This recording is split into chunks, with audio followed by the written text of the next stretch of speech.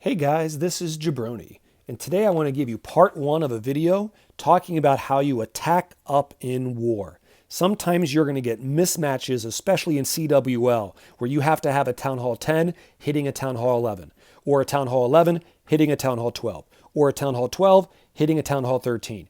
And I want to talk about what you need to do to secure a 2-star in that unique situation. 3 things to start off with. You do not need to worry about time. You're not going for a 3-star. Time is not going to be an issue, so you can be a little bit more liberal with how long you take with certain elements of your attack when it comes to time. You also need to know, second point, is that you can use free spells very liberally whenever you need to, more so than you would normally on 3-star attacks. Third thing, don't try to be a hero. Do not use a 3-star strategy on a base that's a Town Hall level above you and trying to be a hero to get the 3-star, unless it's a very rushed base with lower level defenses than what you would have for that Town Hall level. One thing I want to warn you about though, if the base has scatter shots and you are a Town Hall 10 or a Town Hall 11 or a Town Hall 12 and you're not used to attacking against scatter shots, I definitely would not do a 3-star strategy still, even if the rest of the defenses are very low level, because scatter shots are something you're probably not used to and they can lay waste to your troops. And this is part one, where we're going to be looking at how you attack up in war when the Town Hall is near the outer edge of the base design, like you see here on this base. The strategy I recommend is some type of kill squad. Funnel towards the Town Hall, dive towards the Town Hall, take it down, and then use baby dragons on the buildings that are on the outer perimeter. Possibly using an E-drag if you have a whole bunch of buildings that are 1 or 0 spaces in between each other. Then an E-drag could get high value. Now, why use baby drags? A few reasons why I recommend baby drags to get the extra percentage, to get to 50% or higher. The main reason is because when they are by themselves, you get the enraged bonus damage. If you look right here, a level 6 baby drag, which is a max baby drag, is normally just 125 DPS. But when it's alone by itself, then the ×2 enraged bonus would make it 250 damage per second. Now, if you're a Town Hall 11 and you only have, say, level 4 baby dragons, then it would be 105 DPS, but then still ×2. You're at 210 damage per second. So they can give you a lot of bang for their buck and take down a whole bunch of structures around them. Another reason why baby dragons are great is because they're not going to be targeted by mortars. They're not going to be targeted by cannons. Now, yes, they can get targeted by archer towers and wizard towers, but as you can see in their stats, they have a lot of hit points. I believe a level 4 baby dragon is around 1,500 hit points, whereas a level 6 baby dragon is around 1,700 hit points. And so they have a lot of health. They can stay alive for a long amount of time, a decent amount of time, even if they're being targeted by an archer tower. But having said that, if there's an air defense that covers the trash buildings on the outer perimeter, then a baby dragon is not going to be a good choice. In that unique situation, maybe you should instead use a P.E.K.K.A. to take out the trash buildings that are around that area that would be covered by an air defense. Or an advanced strategy could maybe be using bat spells to target the air defense, but my warning to you is if you use bat spells, you're going to have to freeze splash damage defenses such as multi-target infernos or scatter shots or wizard towers. Even expos can shoot down bats very quickly. So sometimes that's not a good idea. Like in this example, you'll see the multi-target inferno and the scatter shot and the wizard tower. They're too far from each other, the 3 of them, where you could freeze all 3 of them with just one freeze spell. So in this case, I do not think bat spells would be a good choice to take down the air defense to then allow you to use baby dragons. Speaking of kill squad, let's talk about how do you create your funnel to get the kill squad to go to the Town Hall. Some options could include P.E.K.K.A. with a wizard or 2 behind. You can maybe do an ice golem with a few wizards behind. You can maybe use a minion on structures that might be out of range of defenses, or you don't have to worry about a cannon shooting down on a minion. Another choice, since we were just talking about P.E.K.K.A.s with wizards and behind them, you could use a Siege Barracks. If you don't need a wall wrecker to get you to a town hall that's already outside of the walls, then a Siege Barracks could give you an extra P.E.K.K.A. with wizards behind to take down structures to create your funnel. Sometimes a baby dragon, and I would always use a test balloon in front in case there's a seeking air mine that you don't want it to have that take down your baby dragon. Baby dragons can get defenses that are not, or structures that are not covered by an air defense, and that could be used as an effective tool for creating your funnel. And then don't forget about the E-drag. If the E-drag is out of range of air defenses, then it could take down structures that are 1 or 0 spaces in between each other, and the chain link can take down a lot of those structures, which then would create a nice funnel for your kill squad to get to the town hall. Another option for a funnel could be the sneaky goblin. Before it becomes visible to a defense, 1 sneaky goblin can take down a collector, whereas 2 sneaky goblins could take down a storage before they become visible to defenses. Now that we've talked about how to funnel your kill squad, let's talk about what you should include in your kill squad. You're going to want to have the Archer Queen, the Barb King, and if you're a Town Hall 11 or Town Hall 12, you're going to want to have the Grand Warden. You might also want to have a P.E.K.K.A. or 2 to follow with your kill squad. Maybe some bowlers, although that's not always going to be helpful. It depends on the base design. And you're also going to want to have possibly an ice golem as well, and usually a wall wrecker to safely make sure that your kill squad gets to the town hall. Other things to consider: freeze spells. If the town hall is covered by a scatter shot or a single target inferno, depending on where you're bringing your kill squad in, or an enemy hero such as a royal champion or archer queen, maybe a Barb King, then you're going to want to use your freeze spells liberally. You don't have to worry about getting the 3-star, so you can use freeze spells as many times as you need to, especially if those things I just mentioned, like scatter shots, infernos, or enemy heroes, are covering the town hall. Freeze those things so that way your kill squad can take down the town hall safely. You might also want to freeze the town hall itself. If it's a Town Hall 12 or Town Hall 13, then you have the Giga Tesla or the Giga Inferno that pops out of the Town Hall. Freezing it once might be a good choice. The other thing you might want to freeze is the Eagle artillery itself, maybe once or twice. Now, this could be a little bit of multitasking since your kill squad's going to be at one location and the Eagle's probably at another location. So maybe that's a little bit of an advanced skill to use, but freezing the Eagle artillery once or twice might be a great choice. And it's a really good choice if you're a Town Hall 10 hitting a Town Hall 11, because you don't have a Grand Warden then. So you might need to freeze the Eagle artillery then to keep it from shooting down your kill squad. So let's go ahead and take a look at a couple attacks. This first one I'm going to show you is Doc, which is a Town Hall 12, attacking up on a Town Hall 13.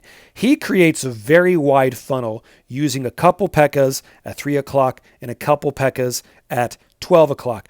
I don't know if he had to use that wide of a funnel. Maybe instead he could have, brought the troops at 12 o'clock and maybe the other troops at 2 o'clock to then bring his troops at 1 o'clock in between the kill squad. But maybe sometimes it's better to be safe than sorry. And the extra P.E.K.K.A. over here at 3 o'clock did help to take down a bunch of buildings, which did help Doc to get extra percentage on this base. He brought a couple ice golems, the wall wrecker behind. He's trying to make sure that his kill squad gets to the town hall. Now, he used his Grand Warden's ability a little early, maybe because he saw that the single target Inferno was targeting one of the P.E.K.K.A.s, and the Eagle was also dropping down shots as well. At this point, he should have used the poison spell on the enemy CC troops. Instead, he froze it, and that's okay. He also was able to freeze the, Expo that was shooting it. You'll also notice he used a rage spell here to take down this town hall. Those are the keys to making sure that your kill squad takes down the town hall. Now it's time for part 2. He is using baby dragons around the perimeter to take down extra defenses. He possibly could have used an E-drag over here at 9 o'clock because you had a whole bunch of buildings that were 0 or 1 spaces apart, and there's no air defense there, so he could have got high value from that E-drag if he would have used it at 9 o'clock. He opted not to use an E-drag over there, but that could have been another option.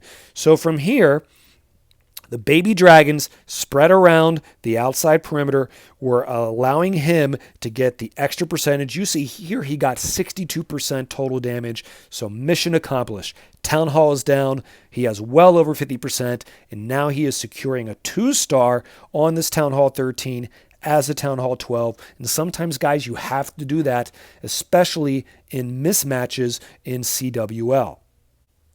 The next attack I want to show you is Zepp hitting base 15. Now, he's a Town Hall 12 as well, and you can see this is a Town Hall 13. The reason I wanted to show you this attack, a couple reasons. Number one, Zepp brings a queen walk, and that's different than what Doc did on his attack. So I wanted to give you a little variety here.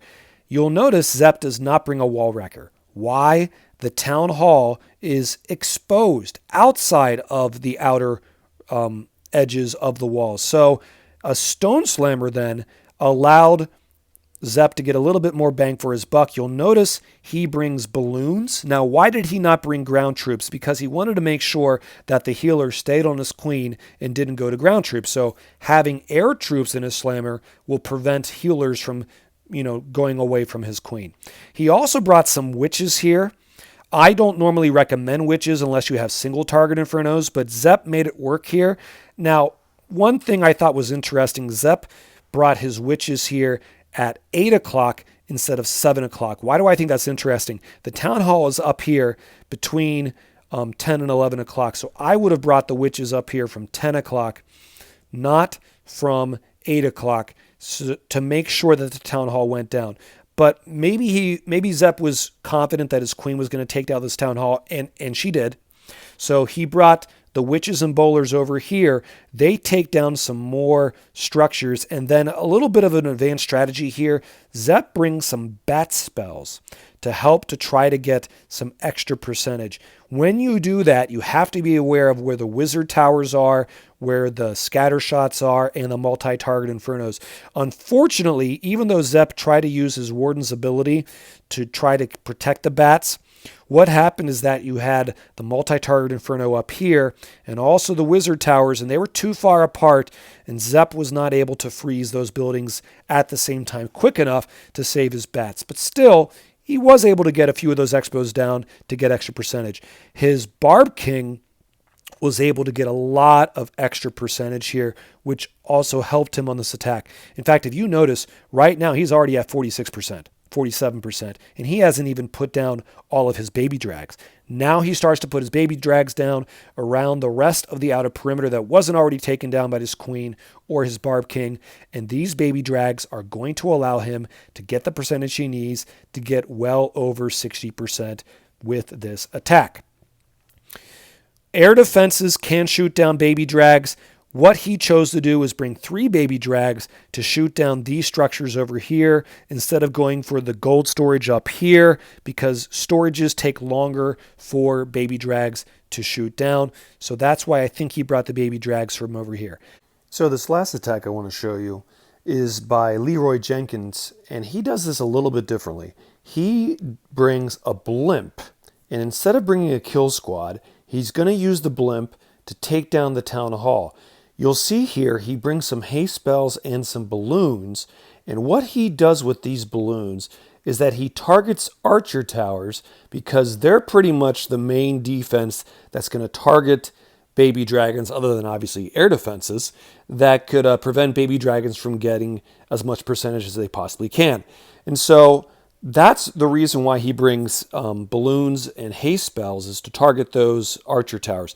And then he also, differently from the other attacks I've shown you, he starts with the balloons and then the baby dragons before he ever targets the Town Hall. I think his reason for doing that is to prevent the Eagle artillery from possibly shooting down baby dragons. And that's a different way of doing it. I mean, there's nothing wrong with it. It's kind of a difference in philosophy.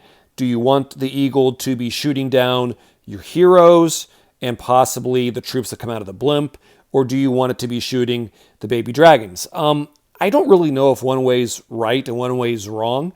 Both ways can definitely work to get you the 2-star. So I wanted to show you this as the last attack because this is a different way of doing it. It can also make sure that you get enough percentage for the 2-star and then to also be able to take down the town hall. You can see he kind of brings his heroes here to distract the defenses, and then he brings the blimp towards the town hall. He has to freeze the air sweeper that was protecting the town hall, and he also had to freeze the town hall since it was higher than 50%. The Giga Inferno pops out of the town hall at that moment then, so he has to freeze the town hall as well. The haste spell he used for the blimp, he later realized the haste spell does not actually help blimps or stone slammers or anything like that. So the haste spell was really not necessary. I would not recommend using a haste spell for the blimp. But aside from that, this is a really nice, different way of doing this kind of baby dragon style of attack to get enough percentage to get the 2-star. I think this is the first time that he was showing us in the clan how this works. So I think at this moment he was just, figuring out where can he use his remaining baby dragons and Grand Warden. He admitted to us he was just kind of quickly showing us how this attack worked. With more planning, he would have definitely gotten over 60%. In fact, later on, he was doing other friendly challenges. He got a 73% on one of our bases using this strategy with just a little bit more planning. So really nice job, Leroy Jenkins. One more thing I want to mention, guys. If you're going to use the blimp technique, I would save 2 balloons and use them as test balloons to test for black-seeking air mines before you deploy the blimp. So if you're going to bring the blimp towards the town hall through this cannon and spell factory area, I would first put 2 balloons, maybe one to the left and one a little bit to the right, wait a second or two, see if they pulled any black-seeking air mines, then bring the blimp towards the town hall, freeze the sweeper if there is a sweeper protecting it, and freeze the town hall if the Giga Inferno or Giga Tesla has popped out. All right, I hope this video has been helpful to you guys. We'll see you next time.